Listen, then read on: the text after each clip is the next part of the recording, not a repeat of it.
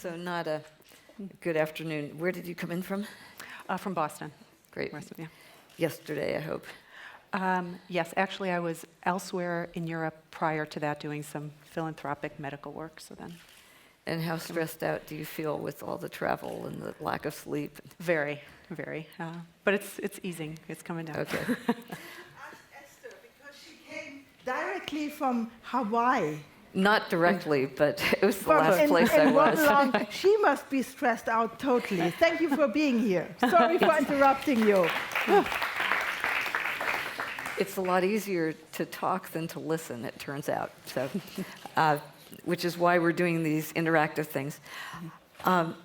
You work in the medical school, and you also have a company. And just introduce yourself. What brought you to this? What insight drove you crazy that you're trying to do something about? Yeah, actually it's the research that I did that led to the solution, and the solution was found in technology, but I'll tell you a bit about the research first, and it's one of the reasons we're bringing up stress, because it's something the research certainly touches upon. Anytime you want to evaluate something in medicine, you want to look at a problem that certainly has the hope to affect as many people as possible. And there's two groups in our population that are particularly vulnerable, and that's those groups that are on either end of the chronologic spectrum, the very young and the very old. And I chose to concentrate on the younger population because they are one of those groups, and it's a group that I'm especially trained to work with. And what we wanted to do was address a few different things with them. One was they are a group that is particularly sensitive to medical treatments. Physiologically and developmentally, they're not the same as adults. And so certain medications can cause some side effects in them, and we don't know in some cases what some of the long-term effects are. And in particular, some of the medications particular to mental health. So you were studying, just the context, you were studying kids, you were studying mental health medicines?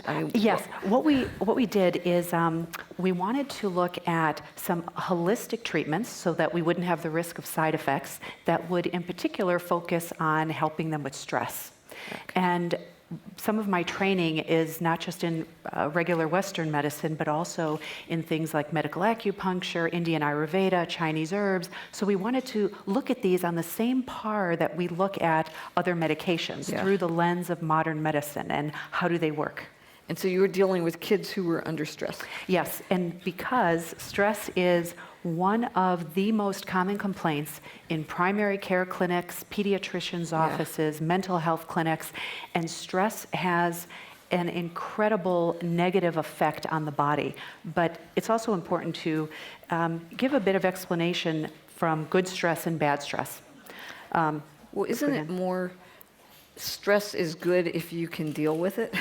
Yes, well, versus, because that makes you stronger, versus if it overwhelms you, it's bad. Yes, from an evolutionary standpoint, we are meant to deal with stress. Yeah. Stress is necessary for survival, but the key is for it to occur in short bursts and then return back to baseline. But what happens in our lives today? We are in the constant on state. We're going 24/7. We're cutting ourselves short on sleep. We're not eating well. We're constantly on the run. And that has a very negative effect on our body, but I'll tell you why. One of our main stress hormones is called cortisol. Right. And cortisol is important because it allows us to mount that immune response and respond quickly. So from an evolutionary standpoint, we were running out of the way of a saber-toothed tiger. That's pretty important. Today, if you're trying to run aside from a moving vehicle, that's pretty important. But now we're stressed constantly.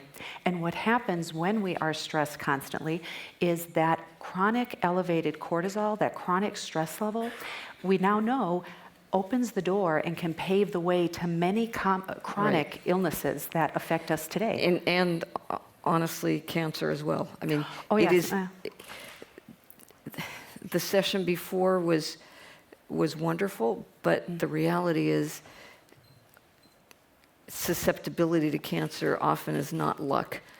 It's luck whether or not you get it, but you can you can dramatically raise your chances of getting cancer by being stressed, by eating poorly, inflammation, I mean, all these things. Yeah. And stress is one of the big ones. And the other thing, whichever problem you have, it makes it harder to deal with the others. And so these things all interact and magnify one another. Oh yes, they don't occur in isolation. I mean, chronic stress can predispose us to cardiovascular disease, to obesity, to diabetes, depression, insomnia, a host of illnesses. And all those things predispose us to stress. Yes, and what you mentioned with cancer, an important point to keep in mind, all cancer is genetic, but not all cancer is inherited. So it's just, in terms of lifestyle choices that you make, it's an important factor. So you were studying this. I mean, I still have to ask, rather than deal with the stress, why not deal with the cause of the stress? What was causing these kids' stress? A host of different factors.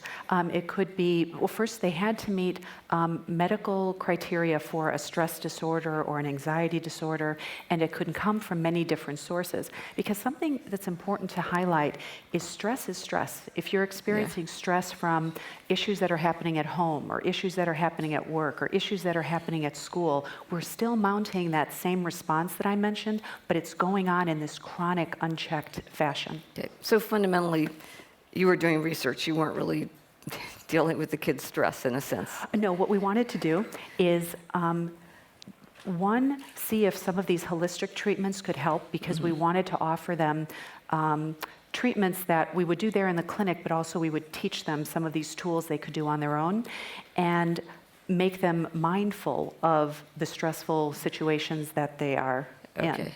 Yeah. And what ages? And then I'm going to ask about the solutions. Oh, no, absolutely. Ages were high school students, so ages 14 to 19, and the treatments that we used, they would come to see us. Just the studies, by the way, has been going on for 4 years. Our results were just published about 3 weeks ago in a national medical journal, and we looked at 3 different holistic treatments: medical acupuncture, clinical grade, 100% plant-based aromatherapy, and sound treatments. There's certain plant-based what therapy? Aromatherapy. So it's natural plant essences, but it's through the sense of olfaction. Okay. And sound treatments, certain frequencies that have been shown to downregulate brain waves on EEG. And they would receive each of those treatments for 30 minutes, 1 time a week for 8 weeks. We took the treatment out from the hospital because nobody really wants to go to the hospital. So we thought, why not take it to the school health clinic? So it's very easy for them to come down, go right back to class. It was a minimally invasive portion of their day, so it also decreased school absenteeism. But one of the important points, as well as measuring how well these treatments worked, and we did have a robust response, and I can tell you that as well, Yep. but also to make them mindful. You see, many of them had never experienced any of these sensory treatments before. I used what's called a sensory platform to teach them about their sense of sight, touch, sound, taste. Why? Because your brain, each of us in this room, your brain has no connection to the outside world. It's a very delicate organ, so it's bathed in cerebral spinal fluid, it's encased in a bony shell, our cranium, so it has no way of knowing what's going on around us but for your senses. And it's taking in that information 24/7, sending those signals to the brain, and the brain is interpreting that either as something stressful, something it needs to mount a negative response to and keep you safe, or something positive, something soothing. So we wanted to teach them that everything they hear, everything they see, everything they touch, how they treat their bodies is going to intimately relate to how their bodies respond for what they want them to do. Okay, so what were the results? Results. News you can use. Yes. So we ran the study for 4 years. It's still ongoing into next year, but they really wanted us to publish so we could start to get the word out. We treated almost 130 kids, and they had a 30% reduction in stress and anxiety symptoms in only 8 weeks, and this was with no medical intervention in terms of pharmaceutical, so it was really allowing them to treat it holistically, and a 40% increase in their report of wellness which is really huge. And the beauty of this was either they were not on any medications and we asked that they not start any during the 8-week period, or if they were on meds, because no one is precluded from doing this, that's another beauty of it, is it can be woven into whatever the patient is currently dealing with, just that they didn't change the dose. So it was pretty surprising to all of us involved in the study that we had such a robust response and that it happened that quickly. And any difference between the 3 different ones? The 3 different treatments? No, that's the next step, is to see, are one of them the most effective way to go? You don't have the data for that yet? No, what we wanted to do first is, it's worth mentioning, this was the first study of its kind in the US looking at these treatments. So we wanted to throw a broad net initially and try as many treatments as we could, but a few different sensory treatments. So one was medical acupuncture, sense of touch, sense of sound. And couldn't you tell which one was more effective? No, because they would receive each of them okay. each week, yeah. So the next step is to really suss it out even further. And if I were doing this, I would also honestly be really interested in whether it was more effective in the morning or the evening and a few other things like that. Oh, absolutely. One of the things, though, we did choose to do is the treatments didn't start at the very beginning of the school day, only because our cortisol level is highest in the morning, and it tends to decrease a bit later in the day. So we waited till they were at least in school for about an hour before we started. But I mean, in a sense, that's the whole point.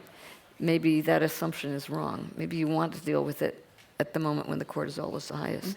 Yeah, well, naturally, our bodies, there's an inverse relationship between cortisol and melatonin in the body. Yeah. So cortisol is our, wake up, get up and go hormone, and then during the course of the day, it should start to decrease so that the melatonin can kick in at night. But again, scientifically, just give it a whirl. You never know. You might find that it's really good to slow it down in the morning. So talk a little, I don't know how much time we have left, and personally, I would love to do Q&A, but just mention your company. Oh, yeah. So what happened was, as word started to get out about this program, we started at one site. Another school was interested, so we went there. Then a third site, so we were now at 3 clinical sites in the Boston area. And I started to hear from more schools in Boston, but then suddenly schools on the East Coast, schools on the West Coast, an American Indian reservation out west was interested in having these treatments.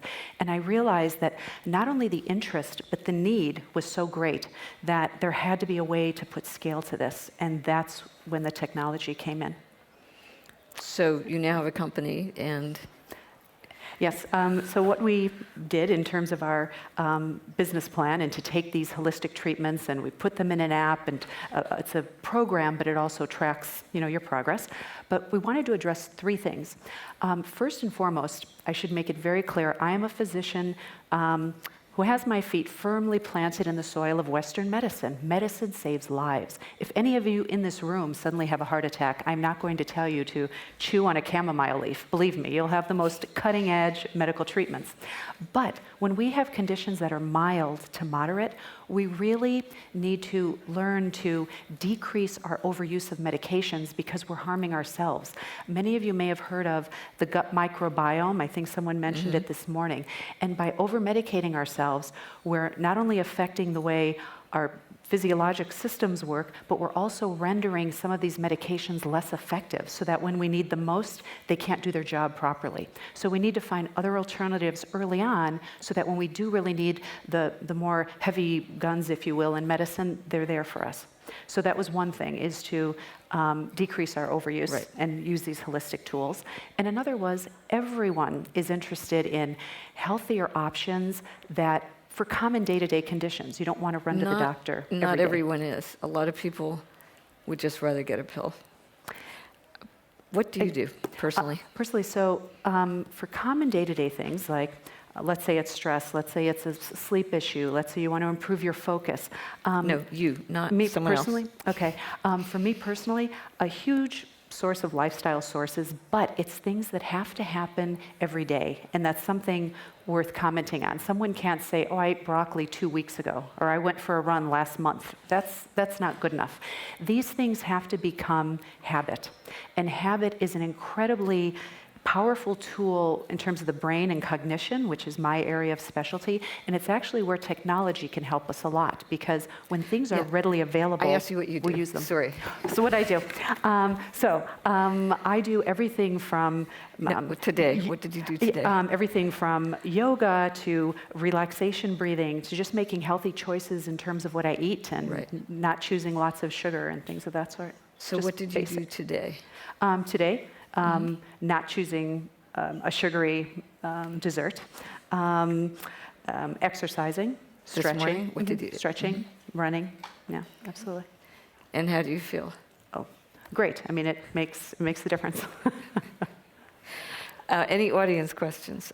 I don't know, Steffi or Francisca, how much time do we have left? Very little. Okay, one great question for her. Okay, is that a hand? No. Okay, let me ask you guys, how many of you exercised today? Seriously.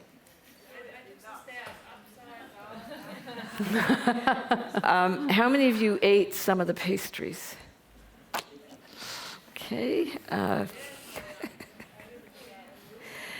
Okay, how many of you will not eat a pastry tonight in honor of?